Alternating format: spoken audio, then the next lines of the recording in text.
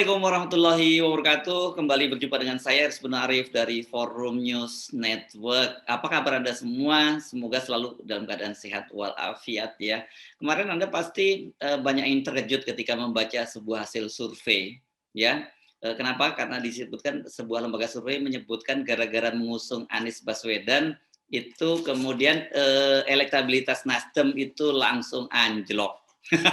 Dan saya senyum-senyum apalagi ketika membaca cuitan dari namanya Antony Budiawan. Ini senior ekonom yang mengkritisi soal ini. Nah, saya akan mengajak Anda untuk ngobrol dengan Mas Antony Budiawan. Kita nyebutnya selalu Prof. Antony Budiawan. Gitu ya. Ini Profesor akal sehat ini. Halo, Mas Antony. Ya, selamat pagi Mas Hersu dan kawan. Ya, memang kita juga terkejut ya. Begini, kalau kita lihat kan lembaga survei ini kan sebetulnya cukup membantu untuk melihat dari arah-arah dari ya apapun itu partai politik atau calon presiden dan sebagainya. Tetapi kalau kita lihat banyak sekali lembaga survei yang timbul malah adalah lembaga survei bayaran, ya. Saya menyebutnya melacurkan diri, gitu kan, karena dibayar untuk tujuan-tujuan tertentu, yaitu untuk tujuan pembentukan opini, yang artinya adalah tujuan untuk membohongi rakyat. Intinya adalah ke situ. Jadi pembentukan opini adalah suatu pembohongan publik kepada rakyat dengan hal-hal yang digunakan seolah-olah bahwa ini adalah saintifik ya untuk melakukannya.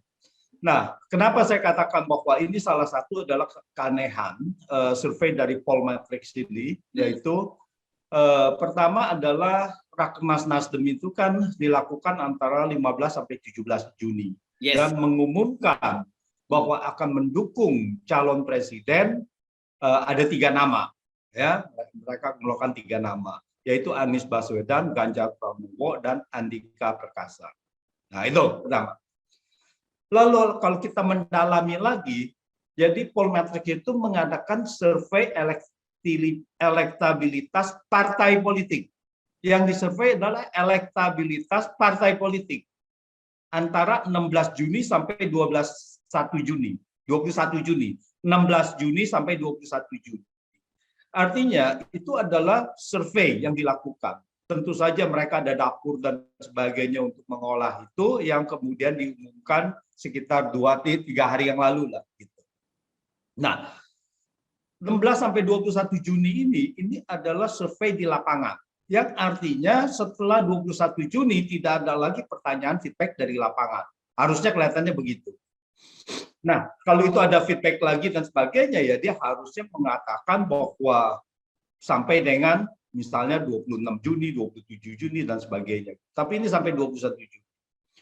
Ini survei elektabilitas partai politik. Perlu saya tekankan di sini, kalau dia survei partai politik, elektabilitas partai politik, maka tidak bisa atau sulit dikaitkan dengan kenapa elektabilitas itu naik atau turun. Apakah ada capres dan sebagainya yang diusung gitu. Itu adalah suatu pertanyaan yang tidak mungkin. Nah, jadi di sini adalah setelah mengusung Anies, katanya elektabilitas Nasdem itu turun. Ini adalah setelah mereka mengatakan mempublikasikan hasil surveinya. Nah, bahkan katanya sebelumnya Nasdem itu naik terus sejak Desember 2021.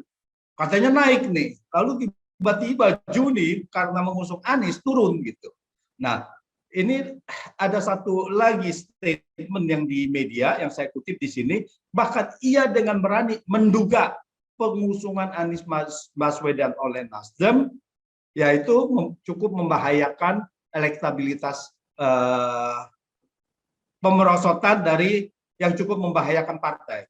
Jadi menduga pengusungan Anies Baswedan oleh Nasdem memberikan pemerosotan yang cukup membahayakan partai. Padahal kita tahu bahwa di sini ada 3 calon Nah, kenapa hanya Anies Baswedan yang disebut gitu? Kenapa tidak Ganjar Pranowo?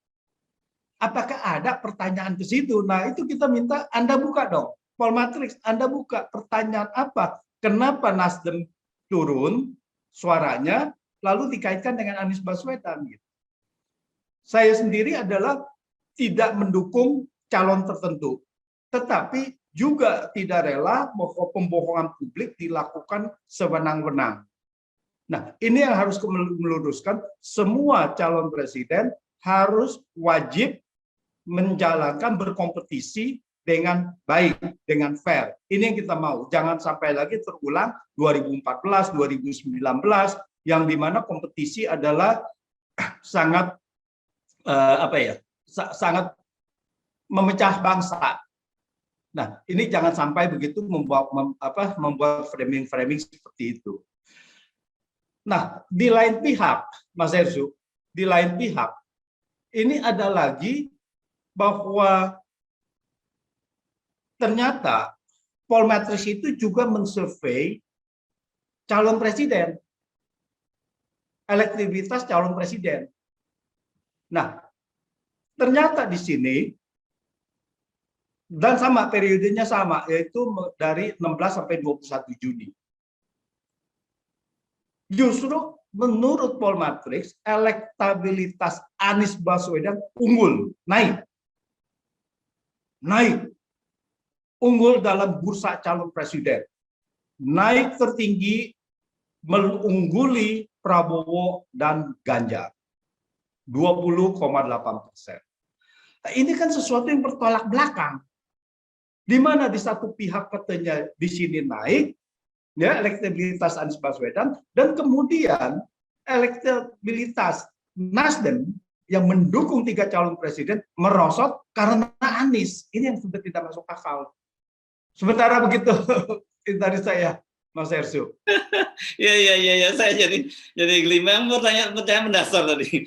Ada yang dicalonkan 3, kenapa Anies mulai jadi sasaran? Tapi kemudian lebih parah lagi, saya belum baca tuh yang berita bahwa hasilnya Polmatrix malah Anies yang lebih tinggi gitu ya. Nah, kita mengambil contoh ini karena Polmatrix ini kan baru saja ya merilis gitu. Tapi kan Anda selama ini banyak sekali mengkritisi lembaga survei. Saya kira ini bukan yang pertama Anda kritisi. Bahkan Kompas waktu kalau nggak salah waktu itu menyuat hasil kepuasan publik. Kepuasan mengenai Jokowi. Jokowi. Anda pun juga kritisi itu Kompas tuh. Iya, benar. Jadi gini, jadi memang kita lihat bahwa pada saat itu nggak hanya Kompas saja, ada beberapa juga, yaitu siapa namanya, SMFT macam ya. Nah, di situ dilihat bahwa, nah ini juga terkait ya, bahwa tiba-tiba ada survei tingkat kepuasan kepada Jokowi mencapai tinggi sekali 73,9%. Lalu ternyata dari survei itu ada tujuan-tujuan tertentu, saya melihatnya, ya, yaitu ada tujuan dengan kepuasan itu maka rakyat meminta untuk diadakan penundaan pemilu. Nah, ini linknya deh, ya. Jadi kepuasan dengan Pak Jokowi, lalu dengan penundaan pemilu. Nah, lalu saya melihatnya bahwa ini adalah suatu pembentukan opini lagi, framing lagi, ya, untuk tujuan-tujuan tertentu. Nah, kalau kita lihat, kalau 73,9% itu saya mengungkapkan, artinya apa? Artinya kita lihat pemilih Jokowi adalah 55,5%, pemilih Prabowo 45,5%. Kalau 100% pendukung Jokowi masih puas, itu mereka baru dapat 55,5%. Nah, harus ada tambahan sekitar 20% dari pendukung Prabowo, yaitu 20 dari 45%, itu praktis 40% lagi. Jadi ada sekitar 40% lebih dari pendukung Prabowo itu mengatakan puas dengan Jokowi.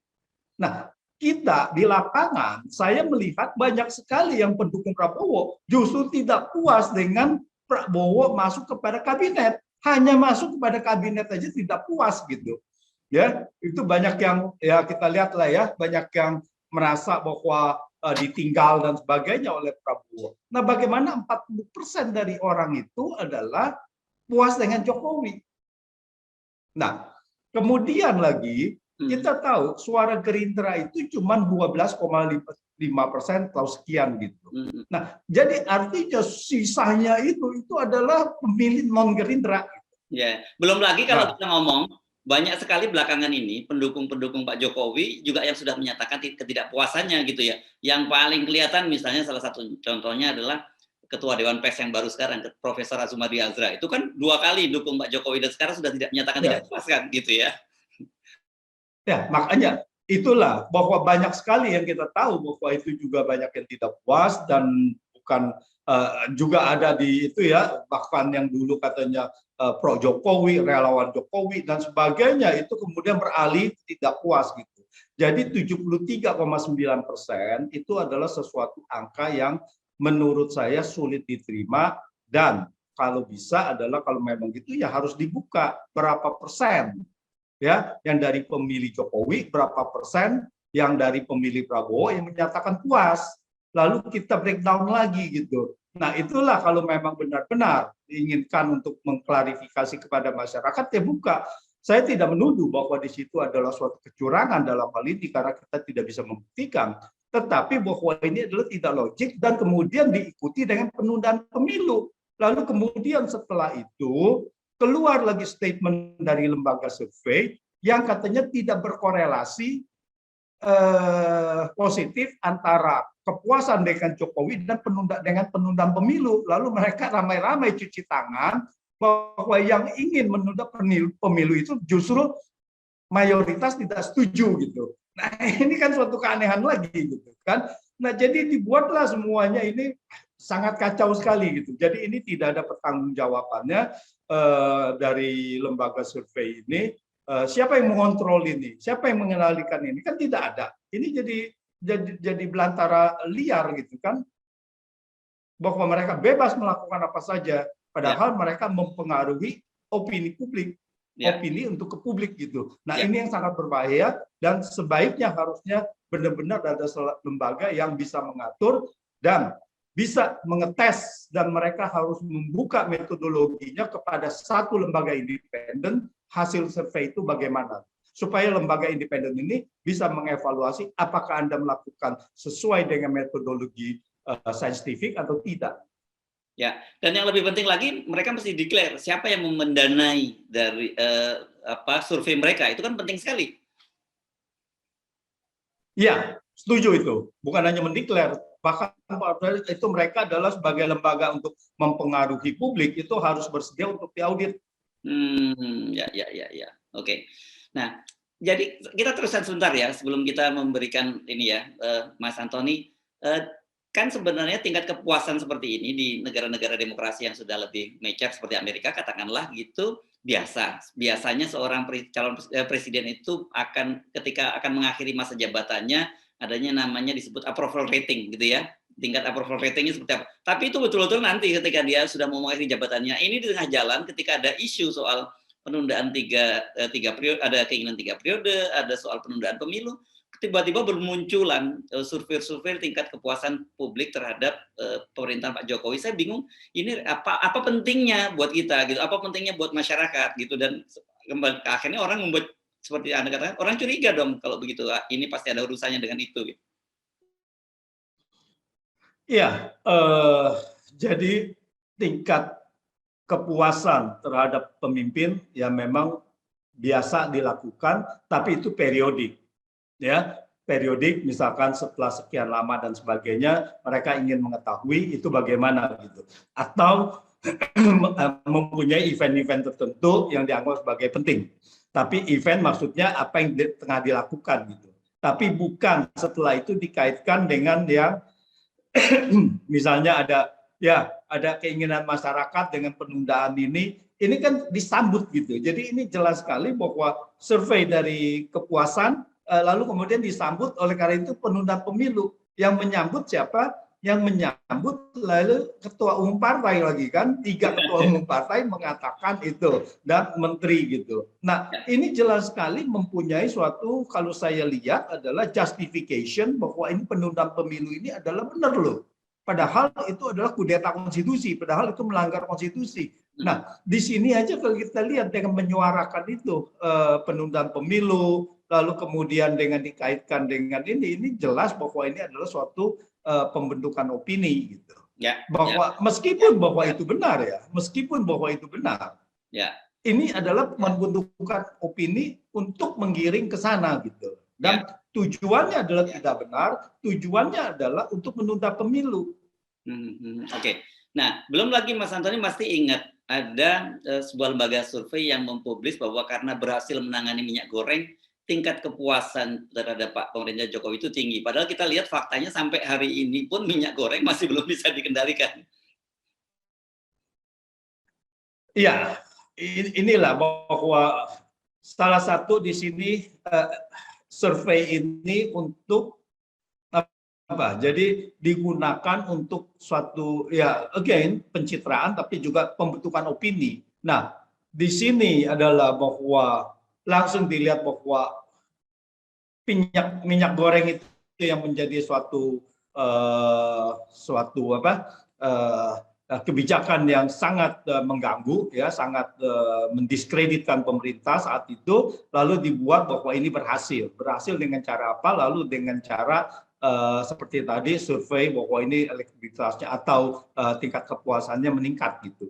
Nah, kita tahu bahwa ya sampai sekarang memang belum ini juga, malah sekarang makin chaos ya, bahwa kita untuk beli minyak goreng curah harus pakai peduli lindungi, harus pakai NIK dan sebagainya. Ini kembali lagi kita menjadi kepada dunia ketiga gitu ya. Di Afrika pun yang dianggap sebagai dunia yang lebih yang ketiga gitu, di beberapa negaranya yang negara-negara miskin juga tidak ada hal-hal seperti begitu gitu. Nah, gunakanlah suatu metode di mana bahwa itu kita menuju ke negara maju.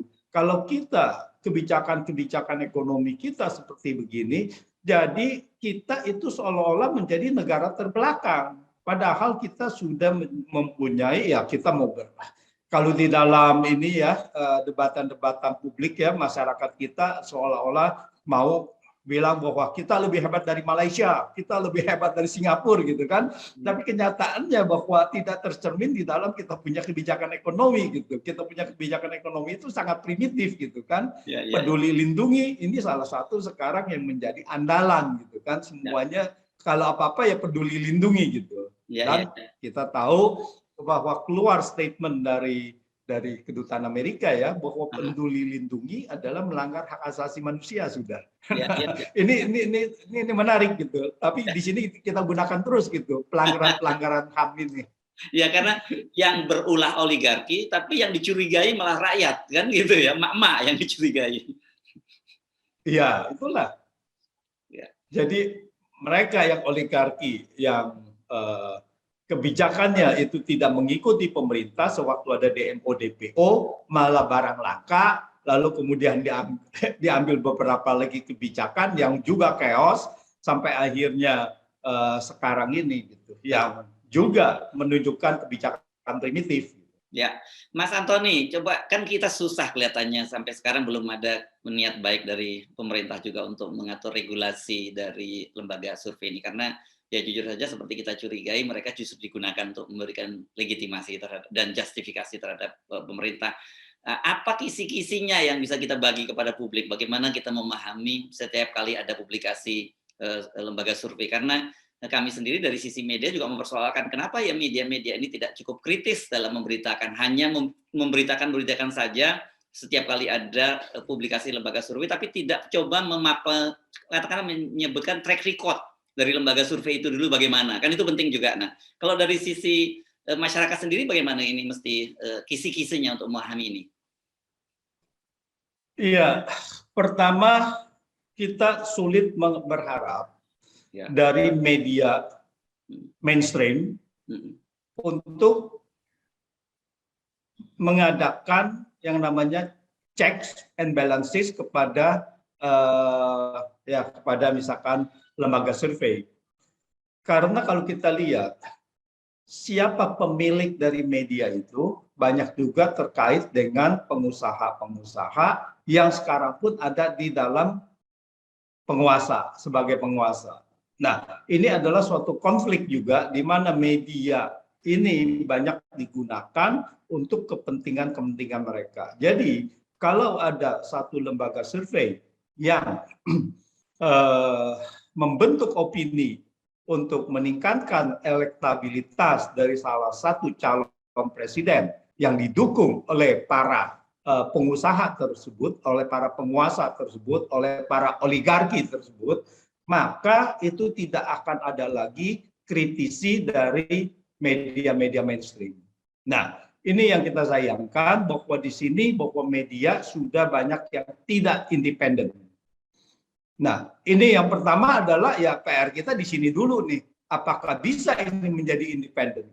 Tapi oke, kita tidak bisa itu adalah suatu fakta yang kita tidak bisa terus menangisi fakta itu. Jadi kita juga sebagai masyarakat harus juga bisa mendapatkan hal-hal yang bagaimana kita melihat bahwa ini adalah masuk akal atau tidak masuk akal. Nah, saya lihat adalah bahwa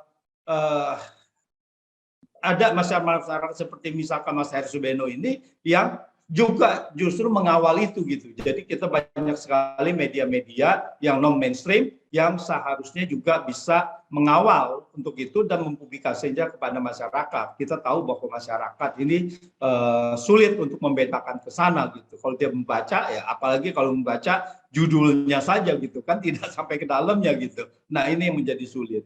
Dan kita tahu juga ada beberapa lembaga survei yang memang kredibel gitu. Nah, ini yang kita harus selalu mengutip gitu. Untuk itu, yang tidak kredibel ini, ya kita selalu mencoba untuk mengkritisinya, mengcounter gitu, mempertanyakannya gitu. Nah, dengan begini juga misalkan sekarang begini, ya kita minta kepada Polmatrix untuk benar-benar membuka pertanyaannya apa sewaktu kepada partai politik, dan pertanyaan untuk kepada capres itu apa gitu. Daftar pertanyaan aja kita melihatnya gitu. Bagaimana dia punya itu. Nah, inilah bahwa keterbukaan ini masyarakat menuntut hal itu. Nah, ini yang perlu kita galakkan terus gitu. Kalau kita ada mencurigai begitu, kontrol dari masyarakat ini harus berjalan dengan mempertanyakan hal-hal seperti itu. Oke, jadi intinya jangan terlalu cepat percaya, apalagi kemudian langsung share gitu setiap kali ada berita-berita yang merupakan publikasi dari lembaga survei gitu ya. Apalagi kemudian kan banyak orang cenderung kalau sesuai dengan pendapatnya sendiri. Katakanlah tadi pendukung Anies pasti akan marah ketika disebut bahwa gara-gara mendukung Anies Nasdem elektabilitasnya turun. Itu pasti kesebel pendukung Anies. Tapi begitu dia melihat hasil survei berikutnya bahwa Anies unggul dibandingkan yang lain, dia senang gitu dan itu langsung di-share. Ini sebenarnya menurut saya kita mesti fair gitu ya. Ini bukan persoalan Anies, dukung Anies atau tidak dukung Anies, tapi kita melihat kok ada persoalan yang aneh pada lembaga survei itu kan gitu ya harusnya. Iya, jadi ini adalah bukan masalah dukung-mendukung dari kita perorangan, tetapi ini adalah publikasi kepada publik yang harus fair, di mana bahwa diharapkan kita mendapatkan, kalau seandainya mereka berkompetisi secara fair, maka kita mendapatkan calon presiden yang juga terbaik. Nah, ini adalah untuk kepentingan rakyat. Nah, jangan sampai bahwa ini adalah ya sebelum bertarung sudah sebelum bertarung ini mereka sudah dipatahkan dulu gitu ya. Nah, di mana bahwa ya masyarakat memang kita sangat sulit sekali masyarakat ini memang adalah ya preferensi kalau ini begini langsung di-share ya ini kita tidak bisa hindari dari masyarakat kita gitu. Tetapi ya kita mengharapkan bahwa justru kontrol dari media sosial lainnya, media online lainnya juga untuk memang selalu mengkritisi juga gitu. Jadi akademisi kalau sudah membaca sudah tahu jangan berdiam diri gitu. Nah, akademisi yang harus bersuara gitu bahwa dia dengan di kampus-kampus mereka harus bisa sosialisasikan kepada yang lainnya, ya itu sangat membantu juga gitu. Nah, Ya. saya rasa yang masalahnya adalah kalau peran akademisi, peran yang mengerti peran media online, kalau hanya diam saja, dan juga media online banyak sekali juga yang menyebarkan dengan begitu saja, ini yang membuat permasalahan ini menjadi kompleks dan sulit terkendali. Ya, ya. Jadi kalau kita lihat polanya ini ada dua ya, ini Mas Antoni ya. Sekarang ini lembaga survei digunakan untuk meng-fight accompli partai-partai politik agar mendukung calon-calon tertentu. Kelihatannya sekarang begitu ya. Jadi Ya. dengan begitu nanti tiketnya diserahkan pada calon yang memang didukung oleh mereka atau yang disiapkan oleh kelompok tertentu atau oligarki kita menyebutnya. Yang kedua nanti kalau menjelang pilpres, ini survei ini digunakan oleh mereka untuk bangun publik opini yang kalau dalam marketing politik disebut kita sebagai teori bandwagon effect ya. Jadi orang efek ikut-ikutan, orang akan memilih yang terbanyak, dan masyarakat kita kan kecenderungannya seperti itu ya, akan cenderung memilih siapa calon yang paling populer. Ini saya kira penting untuk dipahami oleh publik ya. Yang saya khawatir lagi lebih dari itu, Mas Irsu. Ya. Yang saya khawatirkan adalah bahwa elektabilitas misalkan yang tertinggi, ya ini adalah pembentukan opini, dan tentu saja ini adalah melalui sebetulnya data-datanya tidak menunjukkan ke situ lah, tapi ini adalah pembentukan opini sehingga dikatakan sukses. Yang saya khawatirkan adalah justru bahwa hasilnya disesuaikan dengan itu.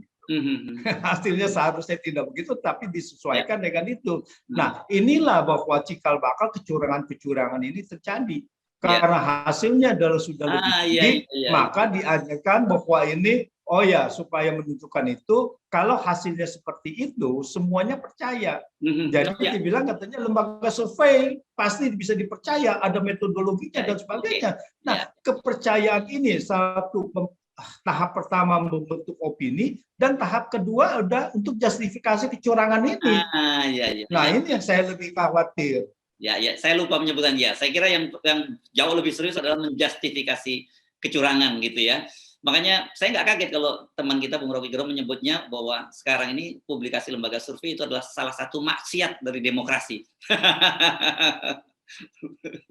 Jelas itu. Karena ini adalah ya memang tadi ya membentuk opini kecurangan dan sebagainya, ya itu adalah ya tadi kalau Bung Rocky mengatakan maksiat, kalau saya bilang ya secara ininya mereka adalah pelacur untuk politik itu kan, gitu kan, yang dibayar untuk itu. Nah, tidak ada bedanya gitu. Mereka dibayar untuk suatu hasil yang memang sebetulnya adalah untuk kenikmatan si pemberi uang itu. Gitu. Oke. Nah, ini saya kira sebelum kita mengakhiri perbincangan kita perlu ada disclaimer ya, Mas Antoni ya, bahwa satu, kita tidak sama sekali bukan orang yang anti sains. Kita percaya bahwa dalam negara-negara demokrasi yang sudah mature itu bahwa lembaga survei atau pollster itu sebagai salah satu yang bisa kita gunakan sebagai salah satu indikator tentang yang kita sebut sebagai voting behavior ya, perilaku para pemilih. Tapi untuk di Indonesia, nah kelihatannya itu sudah berubah menjadi justifikasi terhadap beberapa soal tadi ya, mendorong meng-fight accompli para pimpinan partai, menggiring publik untuk memilih calon tertentu, dan yang ketiga yang paling berbahaya adalah memberikan justifikasi terhadap kecurangan tadi. Ya. Kalau kita lihat survei itu adalah sesuatu hal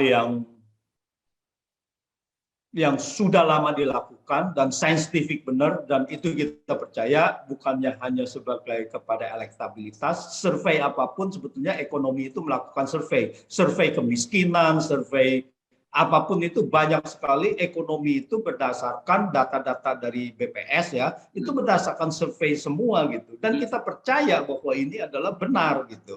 Jadi apakah sensus berapa kali sih? Kalau di dalam itu 10 tahun sekali mungkin ya. Tetapi data ekonomi itu, data apapun itu kebanyakan melalui survei. Apakah kita bilang produksi semuanya gitu? Nah, itu sangat saintifik dan itu sangat dipercaya, dan termasuk survei untuk elektabilitas itu bisa dipertanggungjawabkan gitu. Dan kita sangat berterima kasih kalau itu memang dilakukan berdasarkan untuk kepentingan masyarakat luas. Tetapi kalau untuk kepentingan pembayar untuk kepentingan untuk meningkatkan suara untuk sebagai pembentukan opini. Nah, ini yang kita sayangkan. Dan saya yakin di Indonesia juga belum semuanya seperti itu. Tapi memang kebanyakan adalah berbasis bayaran, karena kita bisa melihat dari mana. Karena kita lihat kalau dari survei A, maka yang timbul adalah misalkan capres A yang tinggi suaranya. Tapi pada periode yang sama ada yang mengatakan capres B yang tinggi, dan ada yang itu ada capres C gitu kan. Dan ada misalkan elektabilitas, bilang saja bahwa Pak Erlangga ada yang mengatakan sudah tinggi, ya tertinggi, lalu ada yang mengatakan masih belum tinggi, ada yang mengatakan terendah. Ini bagaimana satu survei bisa membuat suatu topik yang tersendiri, orangnya sama, tetapi kemudian berbeda-beda gitu. Ini adalah sudah pasti tidak benar gitu. Kalau metodologinya benar, maka jawaban orang itu tidak akan berbeda gitu dengan si survei A atau matriks atau yang lainnya gitu. Jadi dengan ada perbedaan yang menyolok ini, justru kita lihat bahwa disinilah terjadi hal-hal yang ada keanehan, bahwa ini tidak berdasarkan metodologi yang benar, tetapi ini berdasarkan pencitraan. Ya, kalau kita lihat ada yang elektabilitas Ganjar Pranowo adalah tertinggi, lalu kemudian satu lagi Prabowo yang tertinggi, lalu kemudian satu lagi Anies Baswedan yang tertinggi. Ini jadi kita ini pasti ada something wrong dengan mereka ini semuanya. Ya. Dan kita pasti ingatkan ya bahwa memilih seorang presiden, apalagi presiden Indonesia yang sangat besar, jumlah besar dengan kompleksitas yang tinggi, itu nggak cukup dengan modal elektabilitas saja. Dan saya kira kita pernah punya pengalaman ya soal itu ya. Nah inilah bahwa sebetulnya adalah yang paling terpenting lagi, sebetulnya calon presiden ini kan sangat mempengaruhi, sangat penting sekali, sangat kritikal bagi kehidupan masyarakat, kehidupan bangsa ini. Nah, kalau kita lihat, jadi bukan hanya elektabilitas, jadi masa sih masyarakat kita tidak peduli kalau seandainya ada calon presiden yang cacat hukum, yang cacat moral. Ya, artinya apa? Artinya sekarang di dalam suatu persidangan korupsi, misalkan sudah disebut, dan itu masa elektabilitasnya masih tinggi dan masih banyak sekali yang dimana bahwa seolah-olah ini adalah tidak peduli gitu kan terhadap seolah-olah korupsi adalah hal yang biasa asal Anda tidak ketangkap, bahwa Anda masih terhormat gitu kan. Korupsi kalau tidak tertangkap meskipun Anda sudah disangkakan, tetapi seolah-olah ini adalah masih orang terhormat gitu. Nah, padahal inilah kita lihat banyak hal-hal yang seperti begini tapi tetap saja dicalonkan ya. Nah, ini bagaimana gitu, masyarakat ini harus mengontrol sendiri, harus menyuarakan sendiri agar hal-hal yang seperti itu yang tidak pantas menjadi calon presiden, ya kita harus segera kucilkan itu. Ya, sepakat. Oke, terima kasih banyak Mas Antoni Budiawan. Jadi sekali lagi, satu, jangan memilih presiden, jangan hanya berdasarkan elektabilitas, tapi tadi itu soal moralitas, soal etikabilitas, soal intelektualitas, soal kapabilitas. Dengan begitu, saya kira bangsa kita ini, bangsa yang sangat besar ini bisa kembali jaya kembali, bisa diperhitungkan kembali di dunia internasional, tidak seperti sekarang jadi paria dalam lingkup pergaulan global.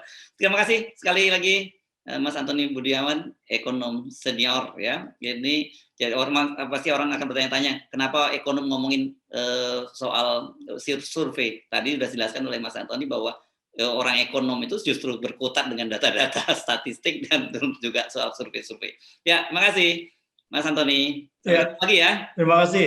Ya, oke, demikian tadi wawancara saya dengan Antoni Budiawan. Saya dan teman-teman memanggilnya Profesor Antoni Budiawan. Ini jadi ini salah satu profesor akal sehat yang kita terus endorse. Saya Arsbun Arif dari Forum News Network. Sampai jumpa lagi. Wassalamualaikum warahmatullahi wabarakatuh.